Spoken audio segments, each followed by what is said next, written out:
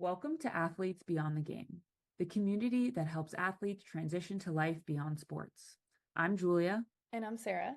And each episode will dive into athlete stories and get real about the challenges of navigating life post-athletic retirement.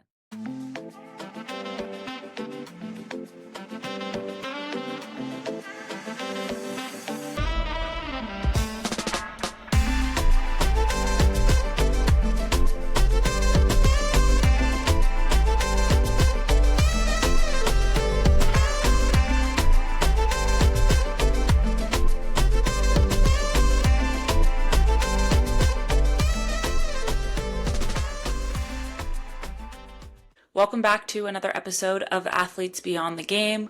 We are joined today by Kiara Scott.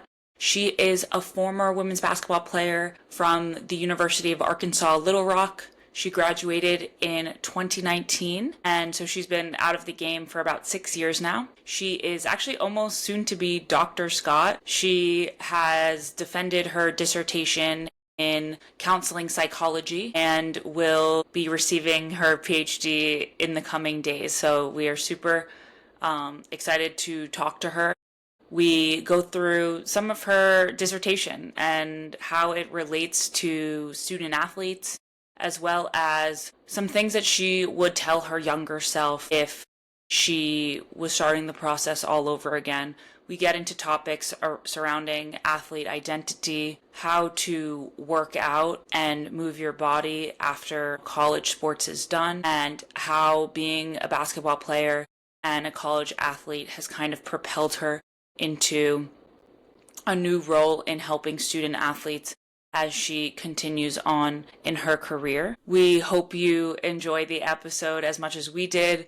There is a lot of conversation, again, on her dissertation, and we go into some research behind that. So we hope you guys enjoy. As always, please like, subscribe, comment. Everything helps.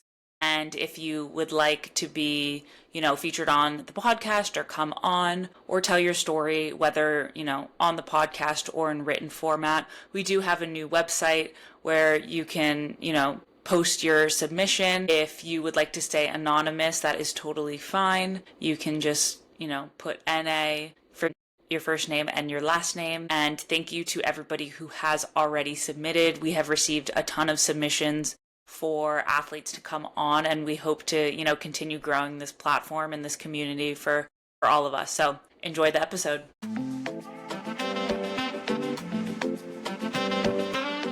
Thank you so much for coming on Athletes Beyond the Game. We appreciate it. To kind of start, can you maybe tell the listeners a little bit about yourself, where you're from, and then how you got into playing basketball? Yeah. So I'm Kiara Scott. I'm from Houma, Louisiana, very, very southeast Louisiana, like almost in the Gulf. So I always like to say that when people ask, like, where are you from? I'm from the Gulf, basically. Amazing. But yeah, so I've been played basketball like my whole entire life up until now, obviously when I'm, not playing anymore. I come from like a really big sports family, like my dad and, his dad and like all my uncles and everybody in my family has always played sports. My dad played basketball, and so of course we got into basketball like literally as early as a child could, maybe like 4 years old when like everybody all plays together. I love But it. yeah, so I played basketball all throughout like, my childhood, high school and college. I played a little bit of volleyball and softball, and I ran track in high school, but basketball has always been my favorite. So you were just an athlete from the jump. By force, but also I enjoyed it By too. force. In the best way of like, okay, yeah, you're walking, here's a basketball. Like I I love remember that. we have a picture of my sister like as a baby in diapers, like picking up a basketball. Like that's one thing I remember, like it's just so ingrained in us. I love it. That's awesome. Yeah. So can you tell us where you went to college and then just describe your college basketball experience? Yeah. So I went to the University of Arkansas at Little Rock. It's a Division I school in Little Rock, Arkansas. Yeah, it was a very rich experience, I would say. I feel like it was really exciting. It was really new. I was really young when I started, like kind of, I guess, young in my class. I was 17 for the first, 3 or 4 months of me being in school, and I didn't turn 18 until like middle of September. So I feel like I was just super young, physically in a way, mentally and emotionally, of course, as all 17-year-olds are. But overall, it was a great experience, and I really made some good friends, and I learned a lot, and I grew a lot. And it was really fun and really challenging. That's why I say it was just really rich. Right. All the things, all the experiences, but I really wouldn't change it for the world. Did you want to go out of state to play, or did it not really matter to you? I really didn't have a strong preference. There definitely are some good programs in Louisiana. Mm-hmm. But I think like I was recruited really well to Little Rock, and I feel like that was like where I wanted to go with like, like how well they were doing, like the history that they had, like the benefits that they had also as a student athlete there. I think were just really big to me. So I feel like that's definitely where I wanted to go at that time, kind of regardless of location. Right. What was like your favorite experience as an athlete at Little Rock? Do you have one? I have like a bunch. I feel like my favorites. I mean, one like we did really well. Like we Mm-hmm. won the conference my sophomore year, and then won the conference and the conference tournament my junior and senior year. So of course, Awesome. like those were big moments, and I cried every Right. time because I'm just a crier. But I think just like the little moments, like of course, like on the bus, eating out at restaurants. But I think more so like in the locker room. Like my teammates were very big extroverts, most of them, some of them. So I'll be the person like recording them and saving all the videos on Snap like as the introvert, just like watching everybody be super funny. So I think those are some of my That's like favorite Sarah. memories. Yeah, that was me. Like I'll watch y'all have fun and be loud, and I'll just sit over here and laugh and like record it for later. Right. What is something that you miss now looking back? Like, what is something that you miss about the college athletic experience? That's a really good question. I mean, I feel like one, like working with student athletes now, I guess I don't realize how much of a kid I still was, like you had a lot of responsibilities, but still like you were like still covered in a way, which I think Yeah. was, when you're in it, it's like, oh my gosh, we're always doing stuff, or this is, Boy. playing, but like looking back, it's like, man, like I really was just like a kid playing basketball, traveling and having fun, like the innocence of it all, I guess. Yeah. So that's one thing I kind of miss, like now being like a real adult in real life. It's Right. like, dang, I was just a kid having fun and I didn't even realize. Yeah, I think a lot of people can relate.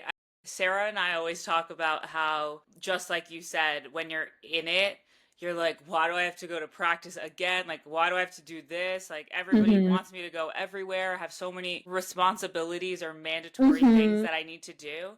And it's almost funny now because those moments, at least for me, are like the moments that I miss. Like, Yeah. with the whole team and like kind of struggling to do certain Yeah. things and not really wanting to do them, but everybody's, gonna lock in and do them. Like those are the moments that I feel like I think about more so than the specific matches or the specific games. It's more like those little moments like with your teammates. So I was Yeah, just for curious. sure. Yeah, and I feel like also like I feel like once you get out of sports, you don't realize like how easy, I guess, if that's the word I want to use, it was to make friends because like you had Oh built-in yeah. friends as teammates, or like, you know, now out of sports, I'm okay, I really don't have to go work out if I don't want to, but now when I Right. do go work out, what am I doing? How Yep. how do I progress? How do I, structure my workouts? I can remember stuff I used to do, but like, is this really Right. working? The same as Yeah. if my strength and conditioning coach would make this workout for me, So it's like Yeah. you have these privileges you don't even realize you have until like you are kind of encouraged to do things on your own later on. Yeah, Right, because that's you're true. not thinking about them.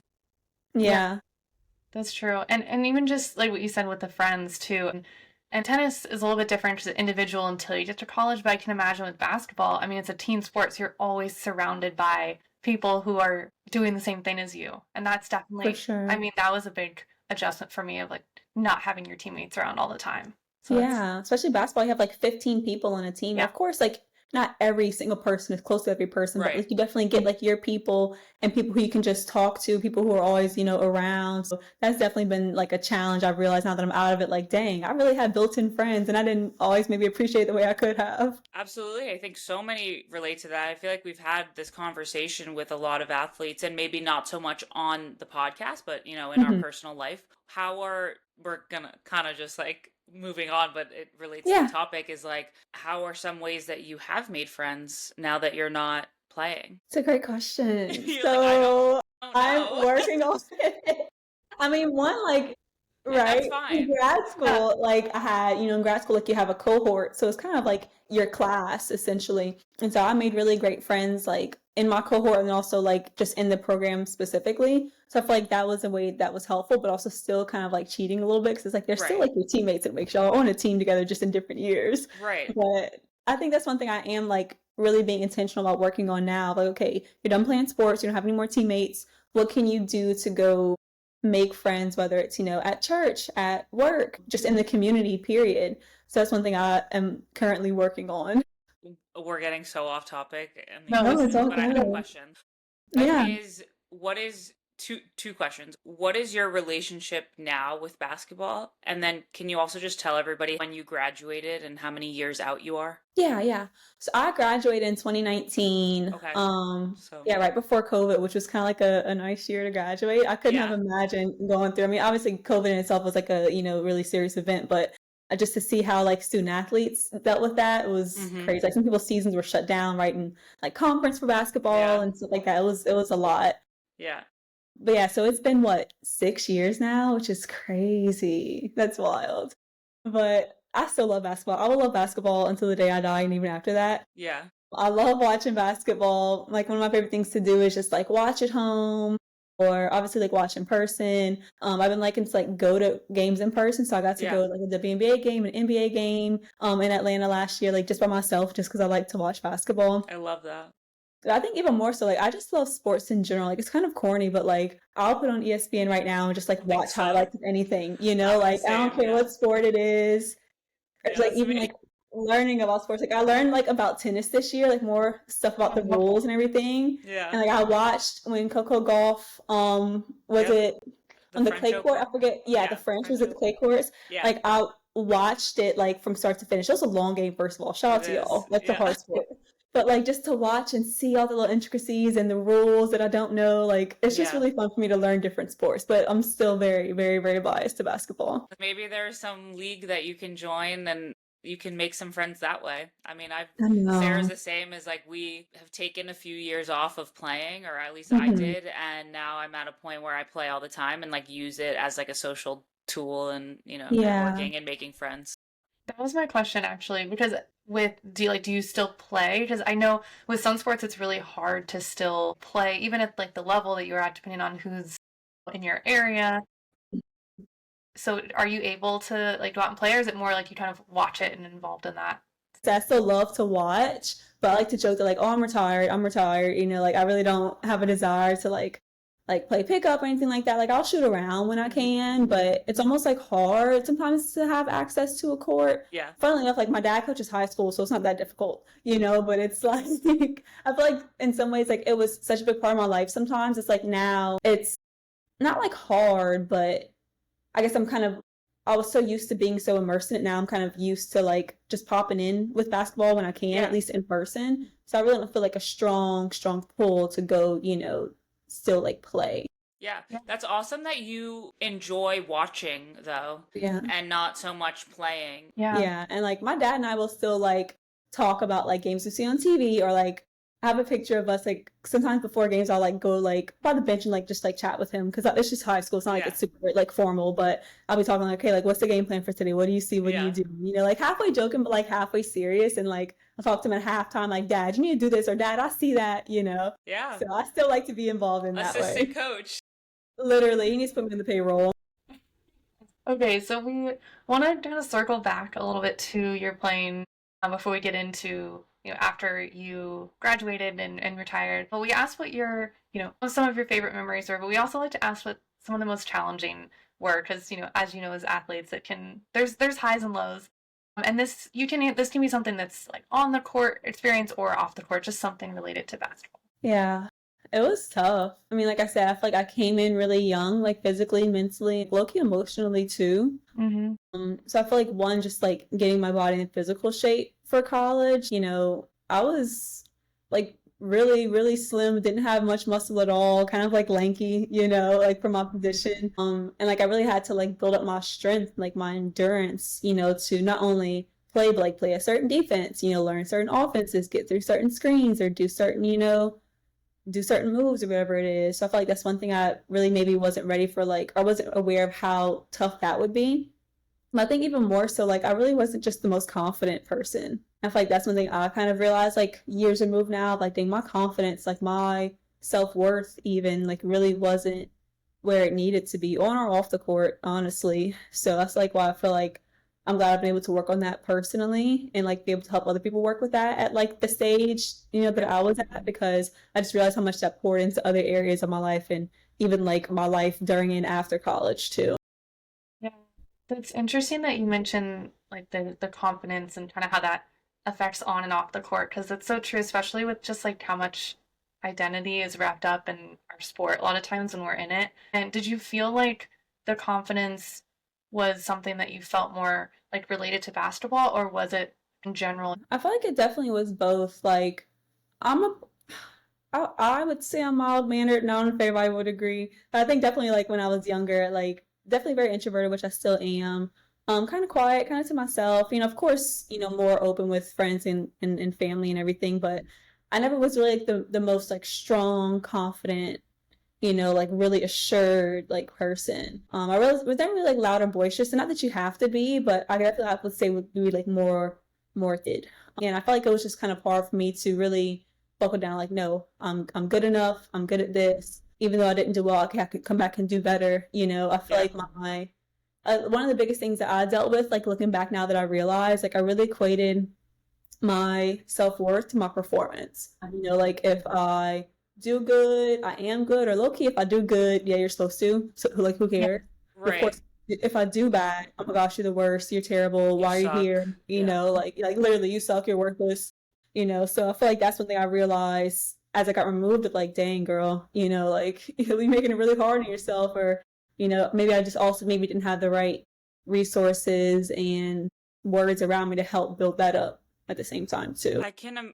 I mean, I know speaking from for the three of us is like we have all had experiences with that, and I'm curious like how we can stop that from happening, right? Like what are some things, and this is for all of us, like to have like an open-ended discussion is like what Yeah. are some things that athletes can do when they are in college, in high school, in the juniors, in whatever it is, and no, my identity and my self-worth and my value is not on whether I win this game or if I play well or if I get a double double or like or what. So it's like how can we separate the two, because I know Sarah felt that, I know I felt that, and Yeah. like, Hmm. I'm sure every athlete who's walking this earth, Yeah. maybe a few are not feeling that, but like are Yeah, feeling that. right. I feel like it starts before sports and it exists outside of sports too. I feel like it's not only, okay, now that you're in high school, now that you're in juniors, now that you're, now that you're 13 and up and you're getting serious about this, now we can lock in on your confidence and your self-worth and your identity. I feel like that's something that is like bigger than sports, obviously, but like I feel like that has to be taught and learned and encouraged from birth, and again in context outside of just your sports or your stats or your grades or your looks, like Mm-hmm. I feel like that's one thing that is kind of like deeper rooted, and again it will show up if you don't get these stats, if you don't get this time, if you don't get, that win or whatever it may be. Once you get to that point when you're older, it's like you feel so wrapped up, like it's so learned, unfortunately, like it feels like it's so ingrained in you, so it's like how do I turn this desire to be the best off, or how do I turn off, again equating my work to my performance, and it's very hard to do. It's interesting coming from an athlete who played a team sport that you felt that so strongly, because obviously we can like for example, I played every sport growing up at Yeah. a good level, right, on travel teams and whatnot, and I don't remember ever having that feeling until I started playing tennis, where it's just me on the court. Mm-hmm. And so like every win or loss is dependent on like how you played, and that's what like drew me to the sport. But then ultimately it leads to, right, all these other issues where you only see your value on whether you had a good practice or a good game. But Mm-hmm. from a team sport, it's like you're 20% of if the team is winning Yeah. at the time. So it's just interesting to me from like that it was so that's also so strong, somebody who plays a team sport. As I played a lot of sports growing up too, and I do feel like I had the most pressure on myself with tennis, but I think I also cared the most Yeah. So maybe about that's that, and tennis. we're It's older like, too. yeah, So I'm not saying, oh my God, you're not allowed to have, Yeah, that was yeah. not my thought, but it's just No, no, not at all. interesting because I don't think that we've spoken about it on here, and then somebody, Mm-hmm. at least who's yeah. in a team sport has been like, no, that was that was But it's challenging, and that's 100% valid. Yeah. Like I said, it can maybe depend on like the system that you play in. Like if you play on a team with like maybe some teams or some coaches, like, for basketball, obviously there's only 5 people on the court at a time. Maybe some coaches only play 7, maybe 8 players, Right. Maybe you play in a system to where you're allowed to make mistakes and you're good, but maybe some other systems make one mistake, get You're them out of out. the game, Yeah. So it can really depend on, like, again, like the system, not only college wise, again, these things kind of get learned in high school in like AAU and travel ball, when you're younger. But again, like I said, this stuff like really exists before and outside of sports, and then it starts to pour into sports as you Yeah. keep going in it. I would say, at least. Yeah. I love what you mentioned about that and how, because I feel like sometimes when you're in it as an athlete, it's like, well, how could I possibly separate my identity? Because I'm doing this right now. I have to focus on it. It feels like it's part of your job. With it being something that you're saying, like, yes, because you're an athlete, it's showing itself in sport, but it could be anything. Having that confidence in yourself is something you can always work on, like Yeah. from a young age, and probably, throughout your whole life, something you focus on, I think is encouraging, because it means that everyone can work on themselves, and that, it's not something that, okay, well now maybe, like for me, I kind of realized it after I stepped away, but for someone who's still an athlete and still like competing, they can still, focus on themselves and who they are outside of their sport or whatever they're doing. Right. For sure. Yeah, I Yeah. wouldn't have been able to put words to that when I was in college, even beforehand, of, oh, you're equating your worth to your performance. Right. Like there wasn't really language for that. I was so in it that I couldn't even, think about it or step outside of it. But now, like I said, just learning more about psychology, obviously, being in therapy myself, I realized, like, dang, that's what I was doing. Or I think even more so now, seeing my clients do that, it's like, no, don't stop. Like Yeah. it's like you're like on the other side of the glass, like, no, don't do it, don't do it. But again, I feel like that's so common to where it's, like you said, it is really hard to break, and we kind of consider, okay, y'all, like, what can we do? How can we, stop it before this happens? But like I said, I feel like it's, not always only in the context of sport. We just kind of realize it, and most times we realize it after the fact. Yeah, I think what you just said on once you went to therapy, you started realizing, I think the mental aspect might be the answer there.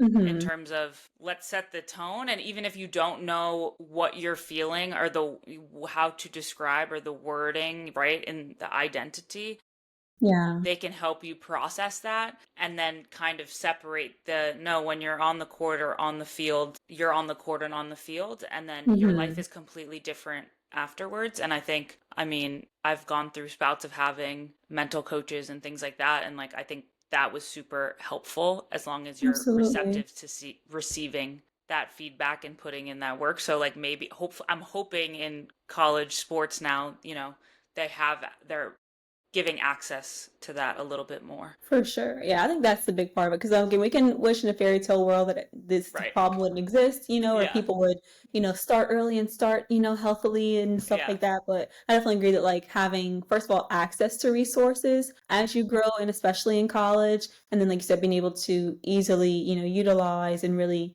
trust those resources, and that takes time and effort too. But I'm really grateful that even though I didn't have that when I was in college, of course we had a counseling center, but Yeah. I don't know how many mid-majors No. in the late teens had people on staff for sports psychology and mental Right. health, Right. But Absolutely. I'm glad that people have more access to it now. And mental health is more accepted and encouraged now, because I feel like maybe it wasn't as much when I was playing. And I don't know if y'all feel like that when y'all were Absolutely. playing too. I graduated in 2020, so like similar years, and yeah, it really feels like in recent years it's been much more open, and just with access and athletes talking about it, which is it's great. I mean, we were kind of lucky. Our coach was pretty open about it and gave the resource, but it wasn't like a university resource. It wasn't it was something that our team had, which I think was helpful. I mean, I utilized it, so. Yeah. And I find that some different sports do, like, I feel like sports like tennis often like use people for, like, like mental performance and like consulting in that way. I feel like other sports do that as well. So I think that's really great that y'all had that when y'all were playing. So when you did retire, ended up graduating, do you think was the transition to life after sports something that you thought about at all? I don't think so. I mean, like, of course, like, end of season, it's a mix of like, okay, like, we get to go home. It's like for basketball, you end around spring break. And of course, like, you want to keep playing as long as you can. Right. And as a senior, you're like, it's definitely bittersweet. I think, like, after, like, we finally walked in May and graduated and I got back home, I was like, dang, okay, I guess I need a job now. Okay, yep. like what am I gonna do for work? Like I thought about working at like different like retail places and different gyms, and like this is super random. I went on like an interview. It's like I went on like a little workshop interview and then like a in-person interview to be what's the person who answers the phone when 911 calls? What, dispatcher? Yeah, dispatcher. And I Yeah. was like, I don't want to do this. Like, like what am I doing? Well, So I feel like it was hard to They're like very do. understaffed. Yeah, I know, but I was like, bro, this is too much. Like this is No. that was terrifying. really cool. So what was your undergrad major? Yeah, so I went in to do pre-med. Why? I don't know. I just said it, kind of one of those things like, oh, you're smart, you should be a doctor. I'm like, all right, I'll be whoever knows what kind of doctor. But then I switched to physical therapy, which was like still the same prereqs. But after a while, I realized like, dang, hold up, I can't pass chemistry. I can't pass physics, class I passed in high school, but why can I not pass now in college? My first degree is interdisciplinary studies, which is like has 3 concentrations, and mine are biology, psychology, and health and exercise science to like do physical therapy. And then I graduated technically this fall of my senior year. And so at that point, I'm like, okay, yeah, I'm not doing physical therapy. I can't even pass the chemistries and physics that I need to go into the higher classes. It's like, what can I do? What do I want to do? And like definitely thought about it, prayed about it. Like, okay, what can I do to still be in sports and still help athletes, but like not all like that science, anatomy stuff. And so lo and behold, thank you, Lord, sports psychology came to my mind. And I was like, okay, I can do that, whatever that is, whatever that means, And so my second bachelor's is technically in psychology. So I was able to like get 2 in like 4 years. And then the summer after I graduated. So that's kind of where I went, because still I was like, after I got home, I was like, okay, what am I going to do for work now? It took me a minute to then start working like as a behavioral health specialist at like a local like outreach organization. So I did that for a year before I went to grad school. So you are now currently a counseling psychology doctoral candidate Yes. at Louisiana Tech University? Yes. Yes. Okay. So, and you kind of answered that you figured out that you wanted to do this towards the end or after you graduated. But did your experience as an athlete like influence your decision for this career path at all? Yeah, absolutely. I wish I could really like tap into where I was or what I was really thinking about and going through when I realized I wanted to do this. I feel like it definitely related, because I felt like, again, not in like a super like cliche way, but I want to help athletes the way that I wish I would have gotten that help, Obviously, I'm not helping them to help my old self, but in a way, like I can see myself, or I can see common experiences that my friends have gone through, my siblings have gone through, other people around me who are important to me. I can just see some of these things of like injuries and being away from home, and Yeah, you can relate to them. all those things. Like I can relate to it and feel like, okay, I want to be able to help them, because now I have the privilege of having this, like higher education, but also have the privilege of having the experience of the highs and lows of sports. So let me kind of use that to like kind of give back and help people. Your dissertation research is focused on resilience, coping styles, and well-being in college student athletes who have been exposed to traumatic events. Yes. Can you kind of tell us a little bit about the research and like what led you to focus on that topic? Yes, absolutely. So my first research project that I did is kind of like related to this in a way, or kind of like gave me the jumping off point. So my first research project was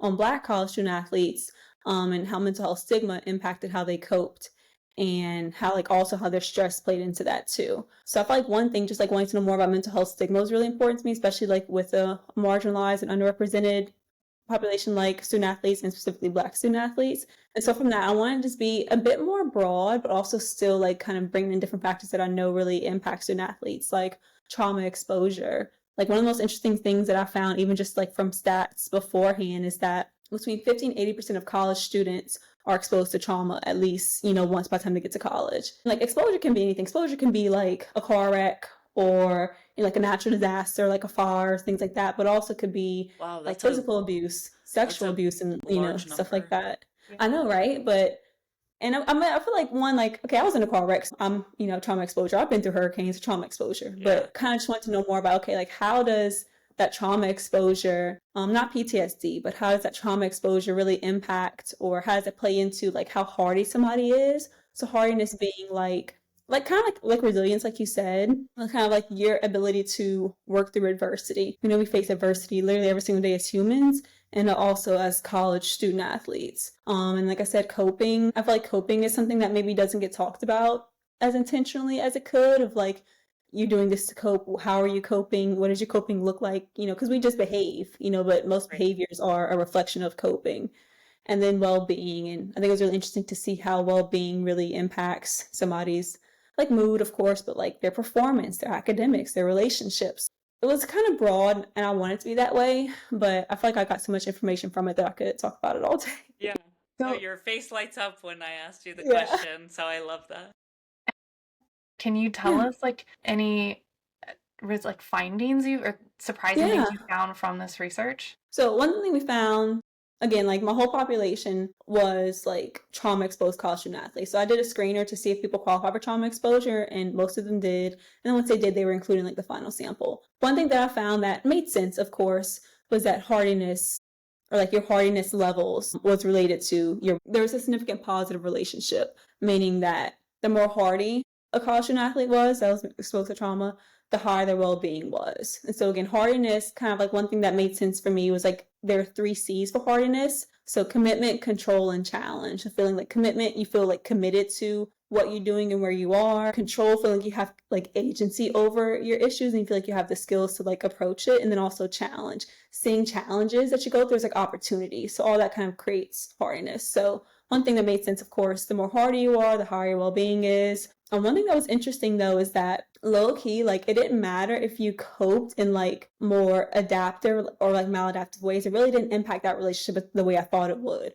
But one thing that I saw was that the more maladaptive coping that you do, like maladaptive coping being just like quote bad things, disengaging, denying, substance use, like venting and stuff like that, that brought your well-being down. So it didn't necessarily matter if you like did more good things or less bad things that impacted like the hardiness and well-being point. But one thing we saw like separated from that, if you did maladaptive coping at like a high rate, that's going to bring your well-being down. And so that's something I kind of realized that was interesting from my research. I feel like that makes sense, right?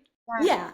Right. I feel like it makes sense. I think I was surprised that like introducing either adaptive coping or maladaptive coping did impact that relationship between hardness and well-being. Right. Because, you would think, okay, the more good things you do, the stronger that relationship's going to be and even higher, but it really didn't make a difference. And again, like the more bad things you did really didn't change it either. But separate from all that, if you do negative coping behaviors, that's going to bring your well-being down.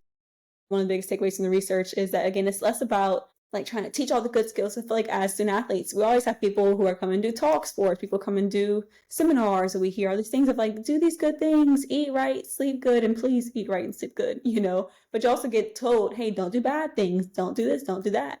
But I think it's more about, from the research at least, teaching hardiness to impact your well-being, teaching how to, do those 3 C's of commitment, control, and challenge, learning how to fight through adversity, how to have a positive mindset, how to see things as like, I get to go to practice, or I get to play this tough opponent, or I get to, do this hard thing. That's better for your well-being rather than trying to do more good things or do less bad things. Right, like embracing the challenge versus trying to pretend like it's not happening, I guess. Yeah.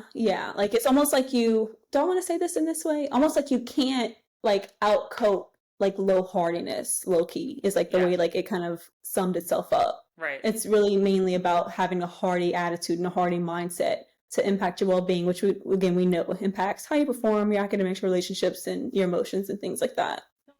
And I know this is probably a whole other conversation, but how would someone increase their hardiness? Is it a mental state, or what like suggestions would you give? Yeah. And so that's one of the things I definitely talked about a lot in my research of like one hardiness training can look like a 4-week course, like a 6-week course, and like taking like hardiness like training or classes. But of course, hardiness training can be implemented into therapy. So again, whether it's like CBT, like cognitive behavioral therapy, whether it's acceptance and commitment therapy, it's really about finding ways to kind of like adapt your mindset.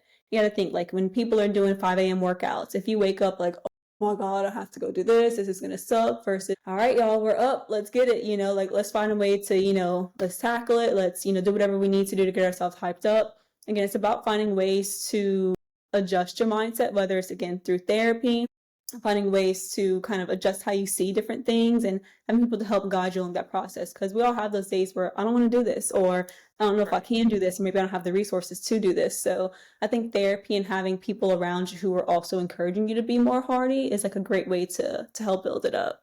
Right, and maybe it can help with the self-esteem aspect. If you can, to your point of, okay, if I have to wake up at 5 a.m. to go to practice, it's like I got to do it anyway, so I might as well go in with a good attitude. And then if you can change your mindset in that aspect, then perhaps in terms of a self-esteem and confidence, if you can change it here, then you can use it to change it in other ways as well, like more positive self-talk versus For sure. negative. So that's Yeah, interesting. that's a great skill included too. Like if you feel like, okay, I have again like another C, like the control. I feel like, okay, no, I can do this. This is hard, but I have the skills. I've been grinding. I've been getting better in these stats. I've been doing better against these opponents. Like I can do this. You know, feel like you have a sense of control over it. And then Yeah. again, commitment, feeling like, okay, you know, I want to be here. I'm excited to do this. Like I feel like really connected to my team, my coaches, my university. So finding ways to enhance all of those, like you said, whether it's through therapy, positive self-talk, having positive people around you, and of course other things can be helpful in increasing like that hardiness level that a person has. Being in a good program that, encourages you to be positive Yeah, in that way and the environment that you're in. Yeah. for sure. Cool. Absolutely. So, Super. as both a former athlete and psychology doctoral candidate, what are some areas like related to athlete mental health that you wish were discussed more? So this can be amongst like general public, university programs, or just between players. Like I said, for one, just like identity, worth, and performance, like recognizing us, we're athletes. We're like, we have that little gene or that little thing in our brain that wants us to win no matter what. Like we Yeah. have that kind of like that. I don't want to be corny to like a dog mentality, you know, but we have that innate thing in us that's like, okay, that's cute and all, but I want to win. I don't want to be, I want to beat people pretty bad if I can, Right. you know, like that's never going to go away. So like that's one thing I emphasize of like when we talk about mental health and emotions and grace, it doesn't mean don't play hard and try and win, but I feel like maybe hopefully as people can learn to still have that while also being able to be more open and more, I guess, more flexible necessarily to their own mistakes, their own growth, different. I'm trying to think of how I want to word this. I think just being more flexible is the thing. I think sometimes people can be so rigid and so do or die, so black or white, so all or nothing. It can make it hard, again, when you go through the normal flows of life. Like life isn't black or white. There's so much gray in between. So I feel like one of the biggest things is working more on flexibility than that rigidity that we're almost taught. Like I feel like we're taught as young athletes, especially like, oh, you gotta grind, you gotta keep going while you're resting, they're working, and stuff like that. And it kind of just creates that really rigid mindset of I have to be perfect, I have to win, I have to keep going till I can't go anymore, and it's like, yes, ish. And, like we recognize now that there's more to it and more to be done outside of, do or die, win or you suck. Yeah, it's that yeah. win-lose mentality is just like kind of in some ways like sport itself. Someone wins, someone loses, but it's like having that nuanced approach of, okay, well maybe I lost, but that doesn't mean I suck, or it doesn't mean that there weren't good things from that performance, vice versa. But that mentality of 100% or zero is really detrimental for the athlete in person. The word flexible that you use, I feel like that's a great way to describe it. I think relating, and I don't know if you guys can relate to this, but as a normal human, not outside of being an athlete, how much easier is life when you're flexible with plans, with your friends, and with situations versus you said we were gonna do this at noon, and now all of a sudden you're changing it or you're canceling, right? Like it's so much easier to be flexible and adaptable that your mood doesn't change. You're like, yeah, whatever, like that works, sounds good. Yeah. Versus, what the heck? Like I'm annoyed, like I'm pissed off, XYZ. I feel like that when you said flexible, I was like, oh, when you're playing, that's probably good. Right. Like, and again, it's like we don't get taught how to be flexible. And again, I feel like I want people to win. I want people to work hard. I want people to kick people's butts when they can. I'm not ever saying that it's okay. It's about having fun. Winning is fun. No. But also with right. Yeah. But again, like winning isn't, and it might sound corny. Like I hate for things like this to sound corny to us when we know like it's true, being removed. But like winning sometimes again can feel like, okay, I was supposed to do that. Yeah.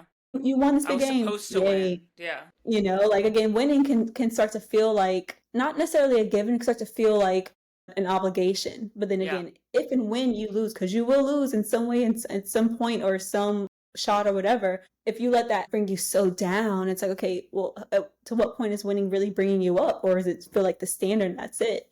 And this could be a hard conversation to have because again, we get taught that you're supposed to always want to be perfect, and it's just not realistic, unfortunately. It's just not. So we have to find ways to like work through that. It's like that resilience and hardiness and flexibility are kind of wrapped in with each other. Yeah. It's like a thing of not, it's like, it's not if, but when. Like when you drop a ball, when you miss a shot, when you miss a field goal, because you will. Sorry.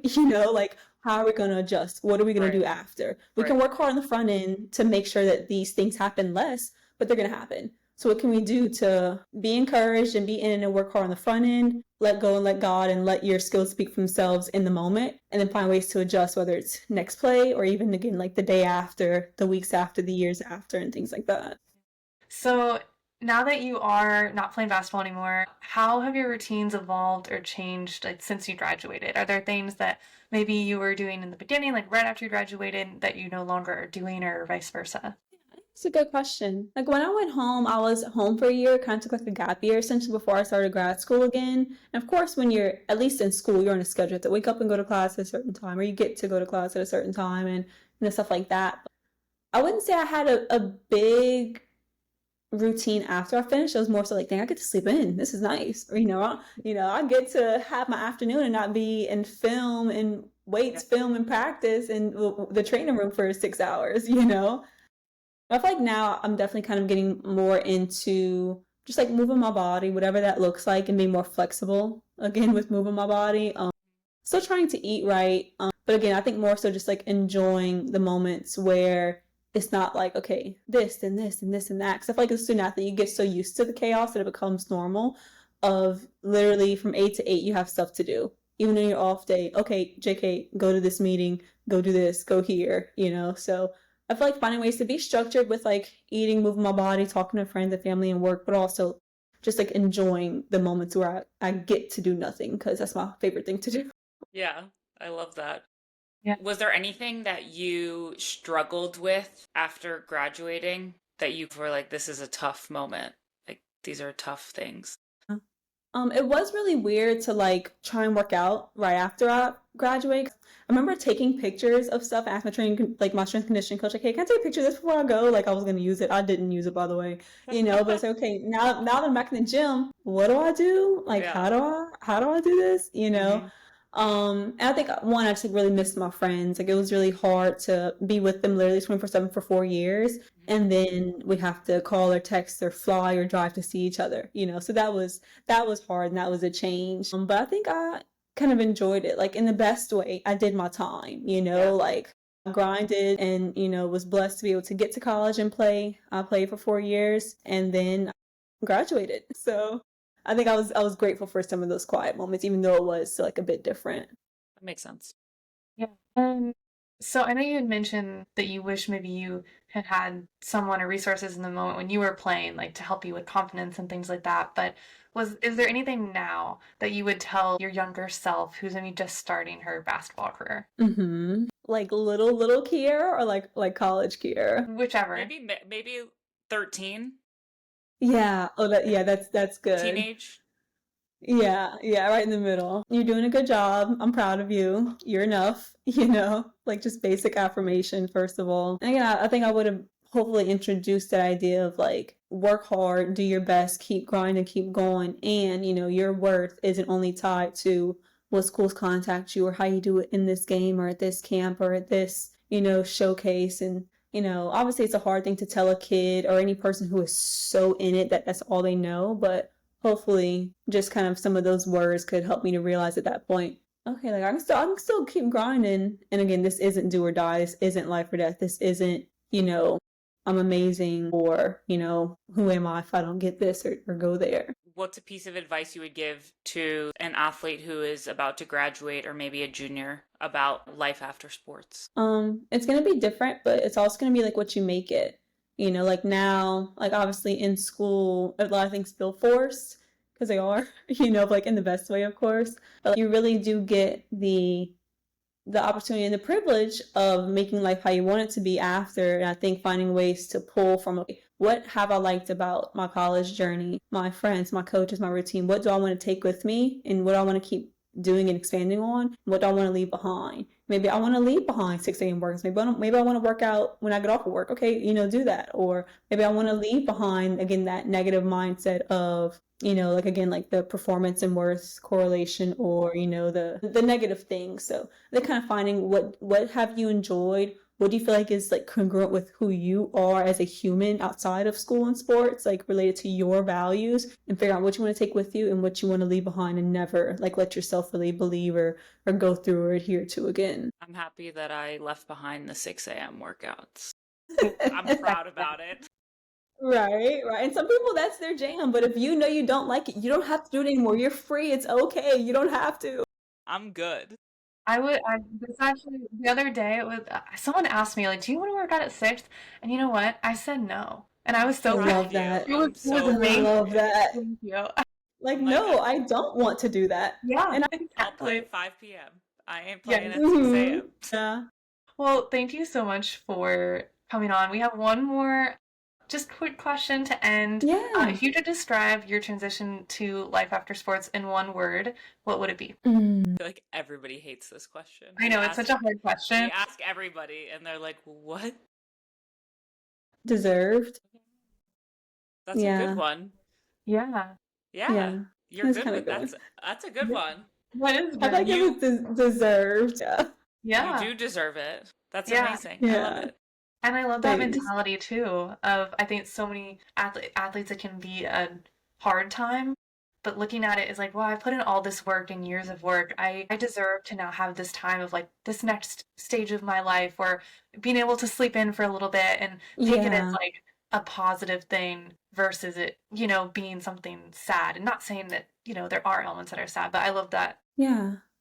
I mean, because it's a privilege to have the ability to play sports and to travel and to play at a high level. Like, that's an amazing privilege, even though it is difficult. And if somebody stops playing at 18 or 22 or 32 or 42 even, you deserve to be able to transition into a new stage, a different stage, but, a new stage. Because no matter what, you're still Kiara, whether you're 7, 17, or 27. You yourself deserve to get to a new space and to get to do new things and explore yourself in a new context. Yeah, I'm gonna stick with deserved. It's a great way to end, and that's a fabulous answer. So thank you so much for taking the time and coming on. We really appreciate it. We know a lot of our listeners will think this is such an interesting conversation, talking about your work and your dissertation. So thank you so much. Thank you. Yes. Thank you. I appreciate you.